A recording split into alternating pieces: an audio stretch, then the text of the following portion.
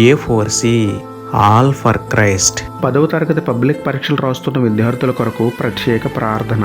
ప్రేమమయుడ కృపామయుడ పరలోకమందున మా తండ్రి, సర్వశక్తి గల మీ నామమునకు స్తోత్రములు దేవా. అయ్యా, గత 10 సంవత్సరాలుగా స్కూల్కి వెళ్ళి చదువుకుంటూ నేడు 10వ తరగతి పబ్లిక్ పరీక్షలు రాయడానికి సిద్ధమైన బిడ్డలకు తోడుగా ఉండండి. ఆరోగ్యము జ్ఞానము అనుగ్రహించండి తండ్రి.